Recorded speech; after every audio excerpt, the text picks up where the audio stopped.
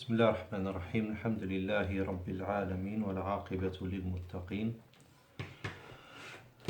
ولا عدوان إلا على الظالمين وأشهد أن لا إله إلا الله وحده لا شريك له وأشهد أن نبينا محمدا عبده ورسوله صلى الله عليه وعلى آله وصحبه أجمعين أما بعد أهلا وسهلا ومرحبا.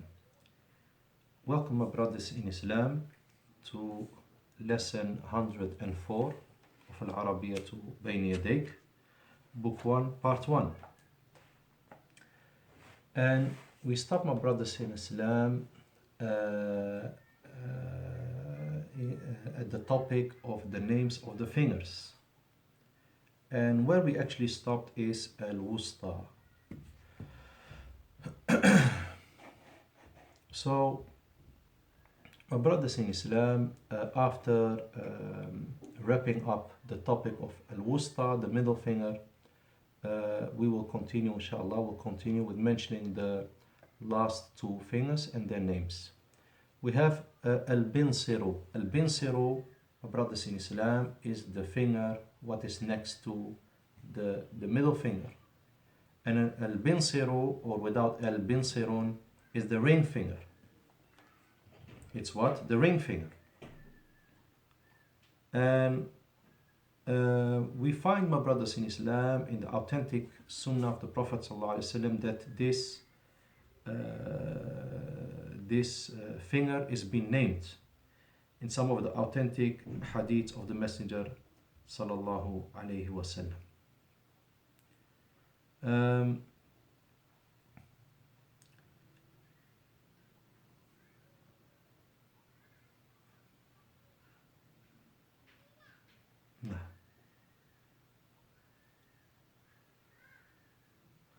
So we find, for example, by Anas ibn Malik radiyallahu anhu, he said, أن رسول الله صلى الله عليه وسلم, that the Messenger صلى الله عليه وسلم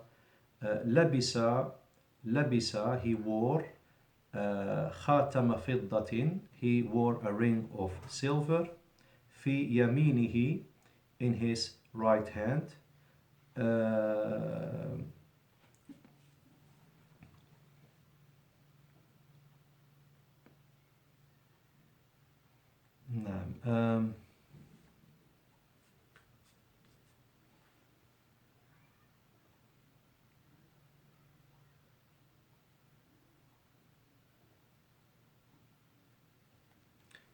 Afwan, this is actually not the hadith that I wanted to mention.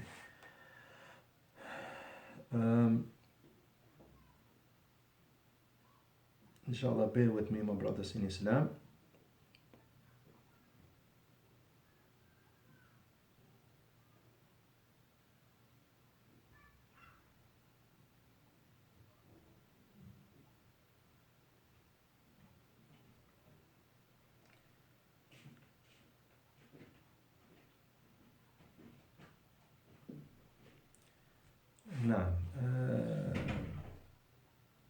The topic, my brothers in Islam,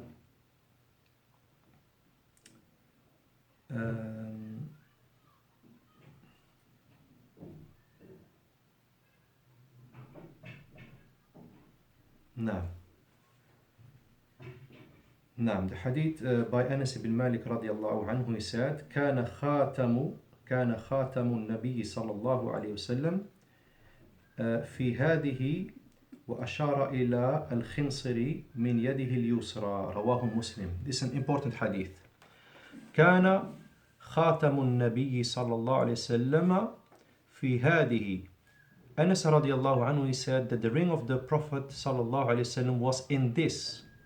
وأشار, and he pointed إلى الخنصر, he pointed to the ring finger.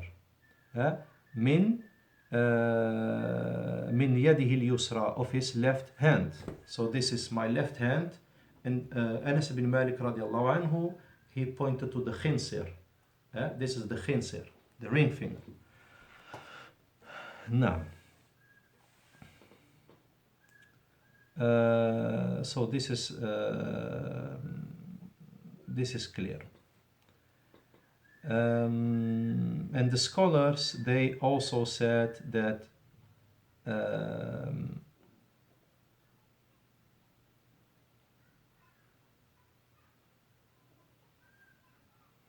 there is a hadith where it says that in Sahih al-Bukhari في يده اليمنى, in his right hand. Okay.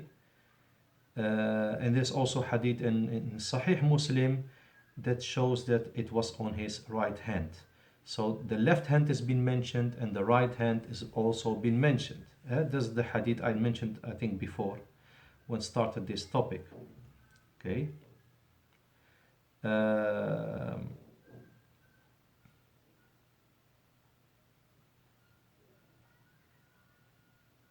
نعم. Here's hadith crystal clear Sahih Muslim أن رسول الله صلى الله عليه وسلم لبس خاتم فضة في يمينه.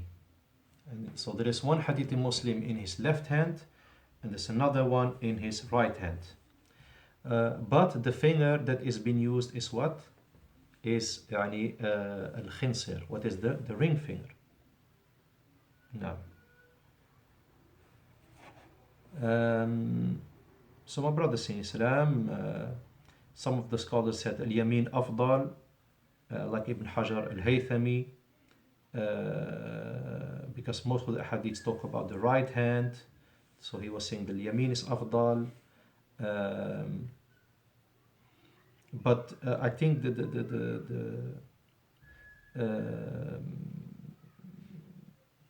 opinion that I really liked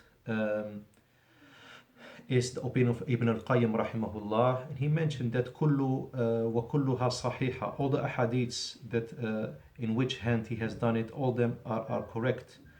Like Sheikh Ibn Uthaymeen, he clearly said was sahihu, and the correct opinion annahu sunnatun fil yamini wal yasar. It's sunnah to wear it on the right and on the left hand. No.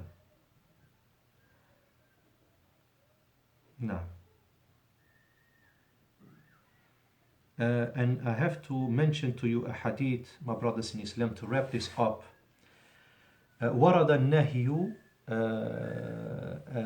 the prohibition or the prohibition has been mentioned عن لبسه, and to wear the ring في الوسطى والسبابة, in the middle finger and in the index finger. كما في حديث علي بن أبي طالب رضي الله عنه قال, like in the hadith of Ali ibn Abi Talib رضي الله عنه, he said نهاني رسول الله صلى الله عليه وسلم, the messenger of Allah صلى الله عليه وسلم forbade me أن أتختم to put my ring في أصبع هذه أو هذه, to put my ring in this finger and in this finger. فأومأ إلى الوسطى والتي تليها, so he pointed to the middle finger and the one next to it, meaning the ring finger. And this hadith is Sahih Muslim. This hadith of prohibition of putting the ring in the middle finger and in the index finger is a Sahih Muslim. So brothers in Islam, this is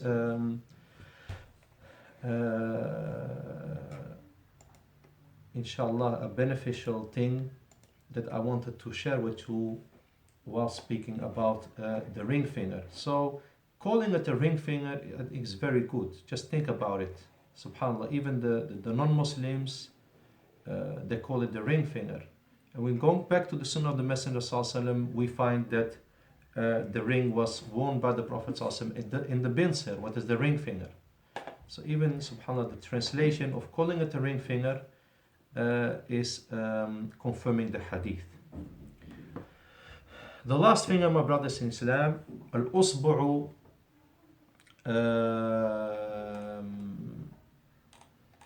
لحظة من فضلك.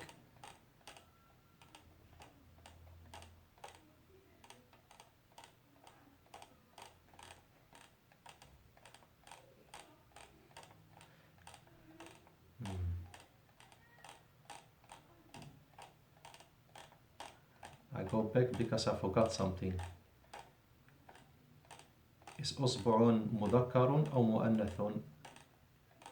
That's why it's good always to recap the Arabic language, because if you don't recap, you might forget. إذن I'm going back just to see if the word أصبع is مذكر أم مؤنث. نعم، أصبع مؤنث، كلمة مؤنثة.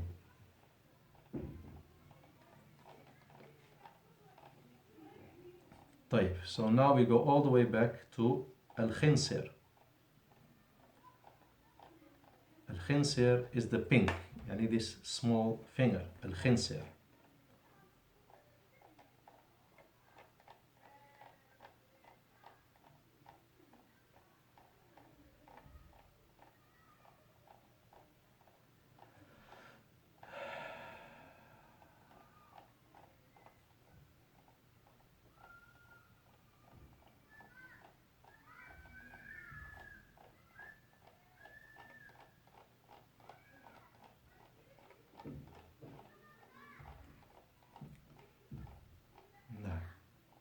قد وصلنا, we have reached المكان الذي وقفنا فيه, the place that we stopped in. الخنصر is the last finger, my brothers in Islam, and this is the last fingers you can see, my brothers in Islam. الخنصر.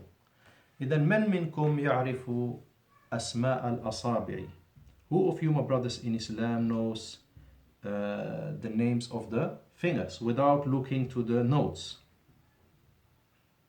Who of you, my brothers in Islam, knows?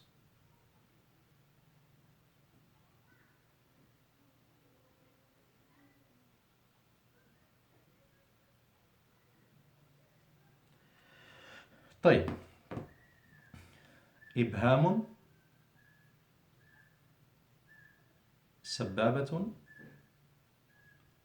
وسطى،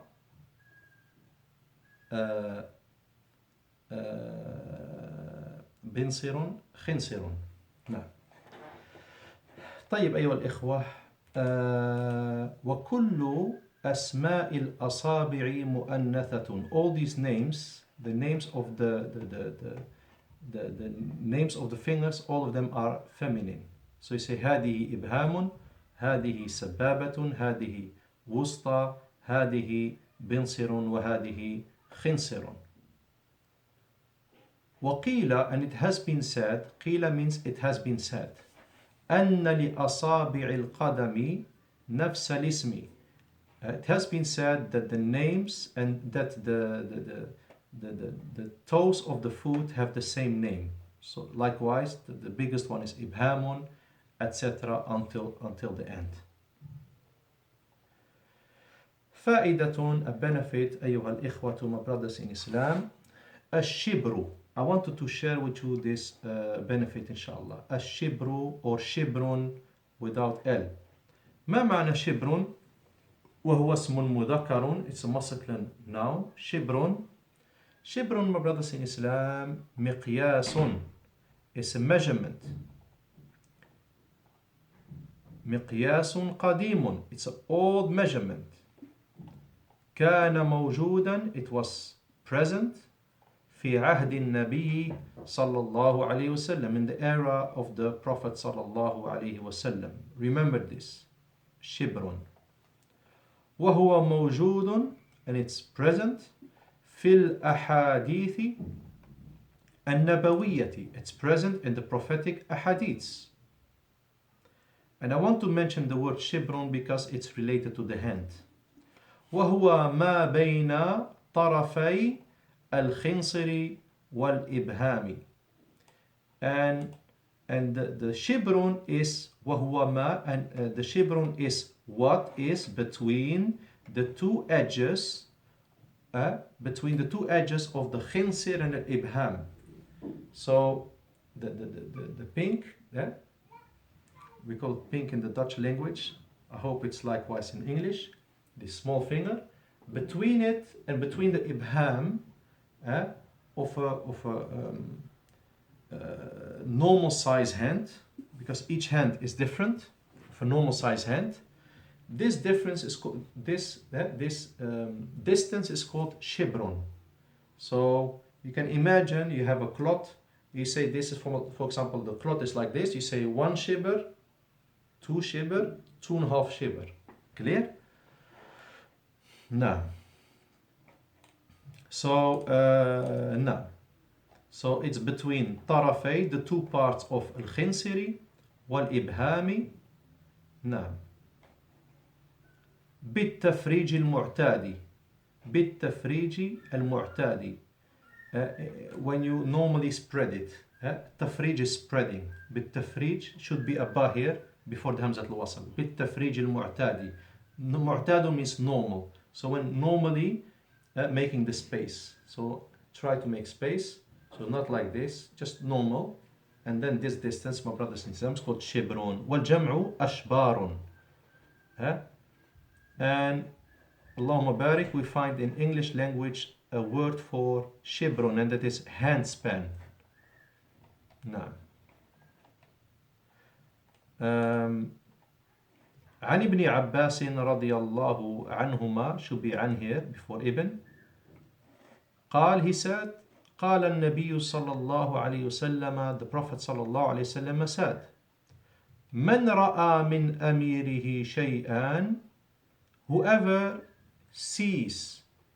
is seeing from his leader, from his amir, شيئا فكرهه, something that he dislikes, فليصبر, let him have patience, صبر, فإنه ليس أحد يفارق الجماعة شبرا, because indeed there is nobody that gets out of the group of Muslims.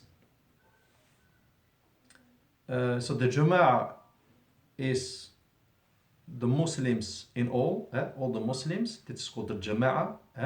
We are one group of Muslims. So there is not anybody who turns his back to the Muslims, to the group of the Muslims, those who are Muslims.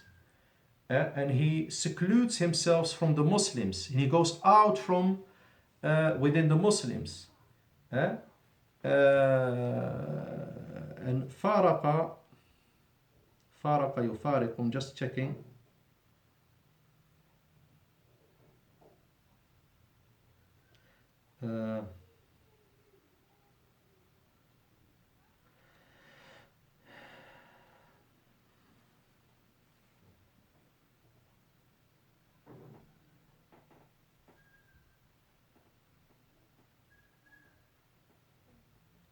Now, to separate oneself from, just checked in the نظرت في المعجم, looked in the dictionary. So there's nobody that separates and detached oneself from the jama'ah of the Muslimin a distance of a shibr, what is very small. You turn your back to the Muslims, this distance. You say, I'm not with them anymore. Whoever does that, the Prophet ﷺ said, فَيَمُوتُ, when he dies, إِلَّا مَاتَ مِيتَةً جَاهِلِيَّةً, except that he dies in a state of, in a death of jahiliyyah, a pre-Islamic time of ignorance. He will die in a state, in a situation that bad that the Prophet ﷺ said he will die a death of al-jahiliyyah, a pre-Islamic time death. The hadith in Sahih al-Bukhari 7143 and Sahih Muslim 1849. وَاللَّفْضُ لِلْبُخَارِ, the exactly wording is in Sahih al-Bukhari, and in Muslims it's almost the same. So this is a tahdeer, a warning from the Messenger ﷺ to separate yourself from the main body of the Muslims. And to start your own start your own group, for example, and Allah knows best. طيب, is there something left from the hand? نعم, ضفر. ضفر is a nail. هذه ضفر, this is a nail. Where is the ta marbuta? There is no ta marbuta, but it's still female. ضفر is a nail. وَالْجَمْعُ أَطْفَارٌ, nails. Okay? How can we distinguish between the nails of the hand and the nails of the foot? We say أَطْفَارُ الْيَدَيْنِ, the nails of the two hands, or if you just point to one hand, أَطْفَارُ الْيَدِ, وأطفار القدمين, the nails of the two foot, the two feet. You're just pointing to one foot, it's أطفار القدم. So ضفر is a nail والجمع أطفار والضفر كلمة مؤنثة. Then we okay, just leave this.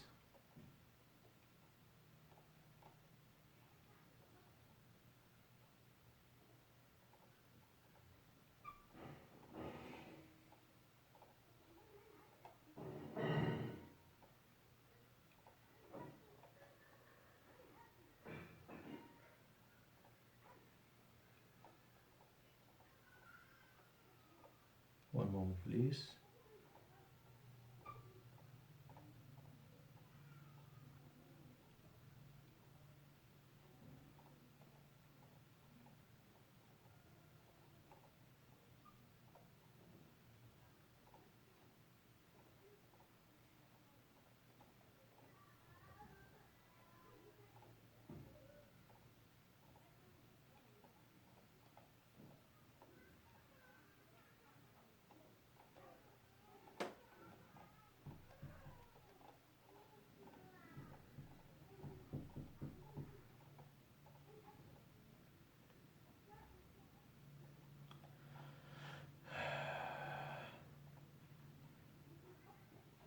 Leave this as well.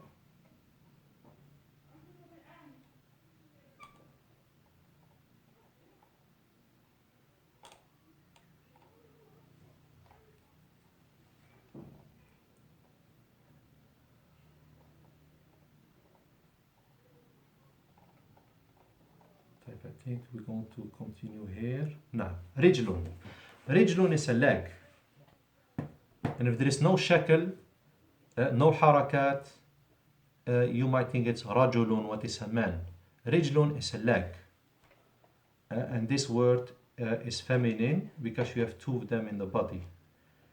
والمثنى, the dual form is رجلاني, and sometimes when it's preceded by a preposition or when it's mansubun, when it's an object, مفعول به, it's رجليني. Now, so رجل is the leg, والجمع أرجل, and this, my brothers in Islam, أرجل is something what is very a word that many of you are familiar with, especially those who are reading the Quran often. قال الله تعالى, Allah the Exalted said, and look to how many body parts you find in this ayah. يا أيها الذين آمنوا, O you who believe, إذا قمتم إلى الصلاة, if you are intending to pray, فاغسلوا, then wash you lot, فاغسلوا وجوهكم وأيديكم إلى المرافق وامسحوا برؤوسكم وأرجلكم إلى الكعبين. I forgot the sixth one. So many. And as you can see, نعم, إلى الكعبين. This is called علامة الحذف, with a ذال with a dot. That's when you delete some of the big text of the big ayah. If you delete something, you have to put these three dots, meaning the ayah is not complete. والآية في سورة المائدة, الآية السادسة من سورة المائدة, the sixth ayah of Surah Al-Ma'idah. It's called آية الوضوء by the scholars. So, all you who believe, when you intend to offer a salah, prayer, wash your faces and your hands between two brackets, forearms, up to the elbows, rub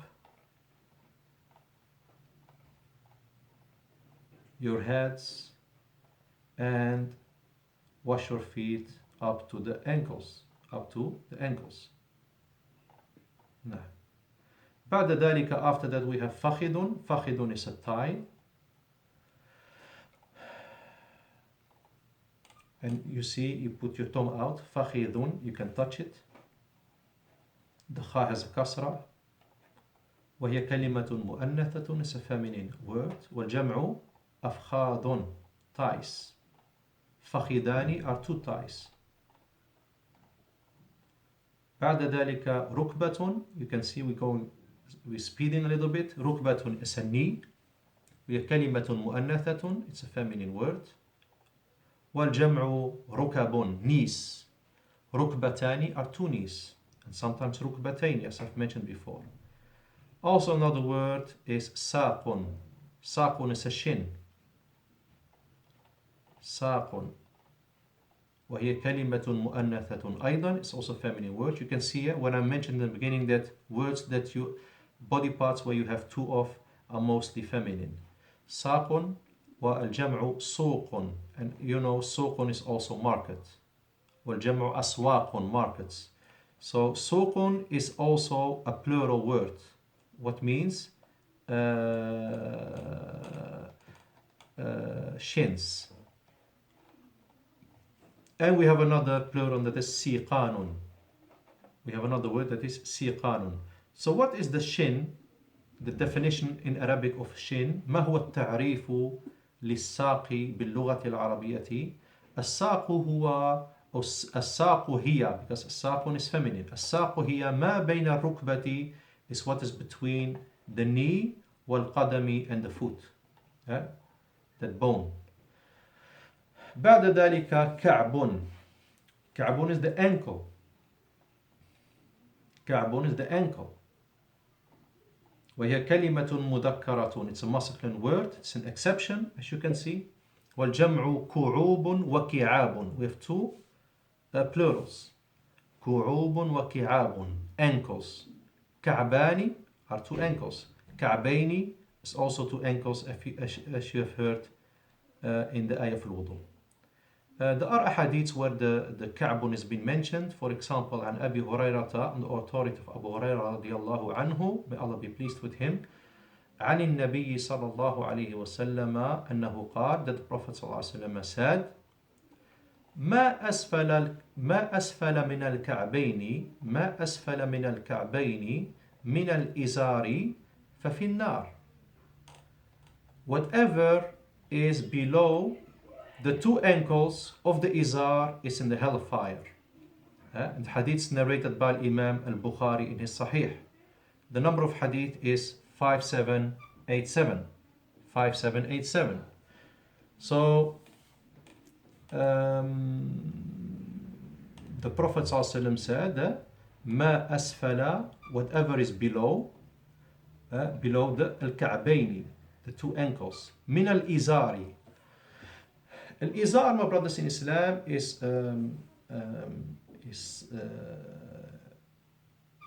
a clothing that used to be worn in the time of the Messenger ﷺ, and it is still worn today in some of the countries like Yemen, like in Bangladesh, like in Indonesia, Brunei, Malaysia, and in India. You will find the people wear the izar. Okay? And the izar is similar to not the upper clothing of the muhrim that goes to the Hajj, that's called rida'un, but the undergarment, okay, the white undergarment that he wears for the lower part of his body. But when you go to Hajj, you can see that it's white. But in the time of the Messenger ﷺ, yani when I say izar, it can be any color, like the people wear in those countries, in Somalia as well. So this is the izar. So the Prophet ﷺ said that whatever is below the ankle of the izar is in the hellfire. What shows us that the clothing should be above the ankle. And this hadith is particularly for the man and not for the women, and it is obvious and this is known. So the hadith in Sahih al-Bukhari, my brothers in Islam, وهذا الحديث خاص بالرجال. هذا الحديث خاص بالرجال. This is hadith is specific for the man. طيب. كما هو معلوم, like it's known. Okay. And then we have, my brothers in Islam. Oh yeah, and before I forget, let nobody say that, okay, I'm wearing a trouser. I think they call it pants in America.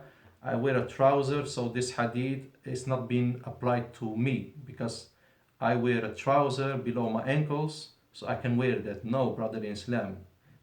any clothing, even like a qamis, a thobe, anything you wear as a man below the ankles, that's a great danger, as if you have heard in this authentic hadith.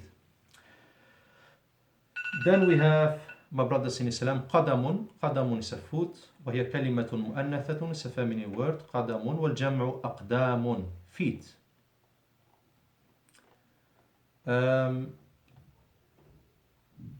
Now, we also have something else here, and that is عقب. عقب is the heel, وهي كلمة مؤنثة, والجمع أعقاب. أعقاب. The Prophet ﷺ said in a hadith, وَيْلٌ لِلْأَعْقَابِ مِنَ النَّارِ. Hadith in Bukhari or Muslim. وَيْلٌ لِلْأَعْقَابِ مِنَ النَّارِ. There is a punishment for the heels, punishment of the hellfire, because the Prophet ﷺ, he saw some of the companions making wudu, and the heel is a part that is a lot forgotten. It's a part of the parts of the limbs that has to be washed in the wudu. So because it's in the back of the foot, it's quickly to be forgotten. So the Prophet warned us that the water has to be touched, that the heel has to be touched with water. If not, then وَيْلٌ لِلْأَعْقَابِ مِنَ النَّارِ. This is a very dangerous hadith, a scary hadith for those who are not applying water for the heel. And when I say dangerous hadith, I mean the punishment is dangerous, my brothers in Islam. فائدة, a benefit, عظم, كلمة مذكرة, is a masculine word, it means bone. It's an important thing to know. عظم, والجمع عظام, bones. And with having said that, I think we have finished, alhamdulillah. نعم. معرفة جسم الإنسان أمر مهم. Knowing the human body is something what is an important issue. وتساعدك على فهم الآيات, and it helps you to understand the ayat والأحاديث, and the ahadith of Prophet صلى الله عليه وسلم. And I've mentioned here an ayah of the Quran. قال الله تعالى يوم تشهد عليهم ألسنتهم وأيديهم وأرجلهم بما كانوا يعملون. Surah An-Nur 24. On the day when their tongues, their hands, and their legs or feet will bear witness against them as to what they used to do. And as you can see, page 55 is the beginning of the next chapter, inshallah. Until then, the third chapter, inshallah. Subhanakallah wa bihamdik. Ashhadu an la ilaha illa anta astaghfiruka wa atubu ilaik. Assalamu alaikum wa rahmatullahi.